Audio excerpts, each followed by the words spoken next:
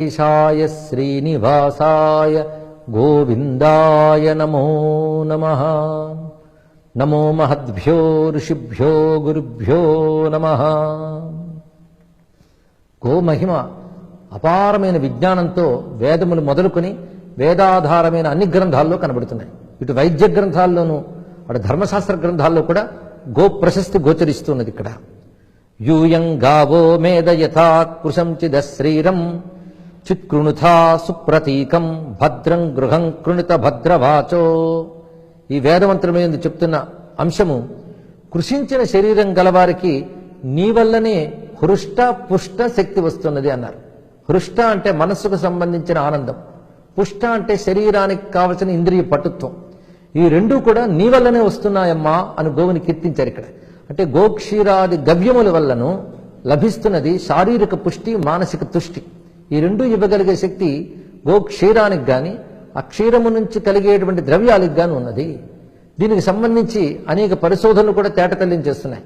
అందుకే ప్రతి తల్లి తండ్రి కూడా వాళ్ళ పిల్లలకి ఆవు పాలు పెట్టడం అనేది ప్రధానంగా అలవాటు చేసుకోవాలి. ఇక్కడ ఇది గోక్షీరము, అది కూడా దేశవాళీ గోవుల నుంచి తీసిన క్షీరాన్ని గాని పుచ్చుకున్నట్లయితే తప్పకుండా ఆ పిల్లలకి మేధస్సు వృద్ధి చెందుతుంది, ఇంద్రియ పుష్టి కూడా కలుగుతున్నది. ఇది ప్రతి తల్లిదండ్రి నిర్ణయించుకుంటే తప్పకుండా ఆవు రక్షింపబడుతున్నది. ఆవు యొక్క అవసరాన్ని మనం ఎక్కువగా తెలుసుకోగలిగితే ఆవును రక్షించుకోగలం. ఆ విధంగా రైతులకు కూడా విజ్ఞానం కలిగించాలి. కేవలం పాలు ఇవ్వట్లేదని చెప్పి ఎక్కువ సొమ్ముల కోసం ఆవులు నమ్ముకుంటూ ఉన్నారు. కానీ పాలు ఇవ్వకపోయినా సరే ఆవుని మనతో పాటు ఉంచుకుంటే అది ఇచ్చే సంపద ఎంతో అధికము. ఈ పరిజ్ఞానం వాళ్ళకి కలిగించాలి. ఎందుకంటే ఆవు యొక్క పేడ గాని గోజలం గాని వీటికి కూడా ఔషధీయ విలువలున్నాయి. పంచగవ్యముల ద్వారా తయారు చేసిన ఔషధాలు మొండి అయిన దీర్ఘకాలిక వ్యాధులను కూడా తొలగిస్తున్నాయి అనేది వైద్యశాస్త్రంలో రుజువవుతున్న సత్యాలు. అందుకే పంచగవ్య చికిత్సను కూడా ఎక్కువగా వ్యాప్తి చేయాలి. దీనికి ముందుకు రావాల్సినవి ధార్మిక సంస్థలు, దేవాలయ సంస్థలు, వీటితో పాటు స్వచ్ఛంద సంస్థలు, మానవుల సంక్షేమాన్ని కోరుకునేటువంటి సాంస్కృతిక సంస్థలు కూడా ముందుకు రావాలి. వీటి అవసరాన్ని వ్యాప్తి చేయాలి. ఇప్పుడు జాగృతి కలుగుతూ మన భారతదేశంలో అనేక రాష్ట్రాల్లో ఉన్నటువంటి సహోదరులు కొంతమంది పంచగవ్య ఉత్పత్తుల్ని విట్టి తీసుకొస్తున్నారు. అదేవిధంగా గోవును పూజించి ప్రయోజనం ఏమున్నది?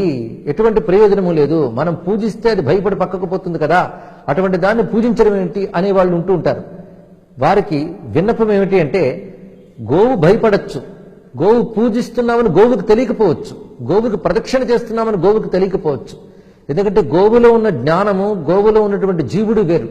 కానీ గోవు శరీరం మాత్రం భగవంతుడి ద్వారా ప్రసాదింపబడిన ఆ శరీరంలో దేవతాశక్తులు ఉంటాయి. ఒక్కొక్క శరీరంలో ఒక్కొక్క లక్షణం ఉంటుంది. అందుకు గోవు శరీరం నందు ఏ ఏ దేవతాశక్తులు ఉన్నాయో గోవుకు తెలియకపోవచ్చు. ఇది తెలుసుకోవలసినది. అప్పుడు మనం దాన్ని ప్రదక్షిణ చేసినట్లయితే ఆ అనుగ్రహం అందులో ఉన్న దేవతల వల్ల మనకు లభిస్తున్నది. ఇది తెలుసుకోవాల్సింది.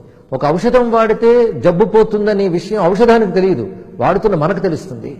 అదేవిధంగా గోవు గురించి గోవుకి తెలియదు కదా అని కుతర్కాలు చేయడం కాదు ఇక్కడ. అంతేకాదు, తల్లి, తండ్రి, గురువు, గోవు ఇవి మనకు ప్రత్యక్షంగా కనబడుతున్న దేవతలు. సూర్యచంద్రుల తర్వాత భూమి మీద కనబడుతున్న దేవతలు వీరు. ఇప్పుడు తల్లిదండ్రులకు కూడా పాప అనారోగ్యాలు వస్తూ ఉంటాయి. వాళ్ళకి ఏదైనా కష్టం కలిగితే బాధపడుతుంటారు. వాళ్ళ కష్టాన్ని వాళ్లే తీర్చుకోలేనప్పుడు, వాళ్ళు కూడా ఆకలి దప్పికలు ఇలాంటి బాధల్లో ఉన్నప్పుడు వాళ్ళని నమస్కరిస్తే మన బాధలు ఎక్కడ పోతాయి అని కొడుకులు అనుకోకూడదు. తల్లిదండ్రులను పోషించాలి, నమస్కరించాలి. ఎందుకంటే తల్లి తండ్రి అనేది ఒక మానవ ఉపాధులైనప్పటికీ కూడా తల్లి అనే భావంలో, తండ్రి అనే భావంలో ఒక దివ్యత్వం ఉంటుంది. ఈ ఆరాధించే పుత్రుడు తల్లి తండ్రులపై భక్తి చూపిస్తే అందులో ఉన్న దైవత్వం వాళ్ళని కాపాడుతుంది ఆ పిల్లల్ని. అందుకని తల్లి తండ్రి కాపాడలేకపోవచ్చు, ఇదొక రహస్యం.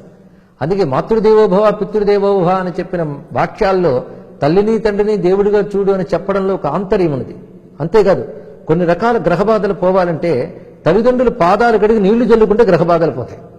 ఇదేమిటి అందులో ఉన్న విశేషము అంటే, ఆ మాతాపితృ భావంలో ఏదో దైవత్వం ఉంది. అవి భౌతికమైనటువంటి అంశాలకు దొరకనిది.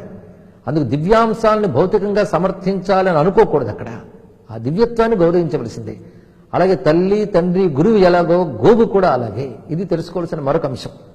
అటువంటి గోవు ద్వారా ప్రయోజనాలు పొందడమే కాకుండా గోవుల ఉనికి చాలా గొప్పది అని చెప్తూ, భద్రం గృహం కృణతు భద్రవాచో, మా ఇంట్లో నీ అంబారావాలు మారుమ్రోగాలు తల్లి అన్నారు. ఇక్కడ ఒక ఘంటానాదం, శంఖారావం అమంగళ శక్తులను తొలగించి మంగళ శక్తులను ఆహ్వానిస్తాయి అంటారు.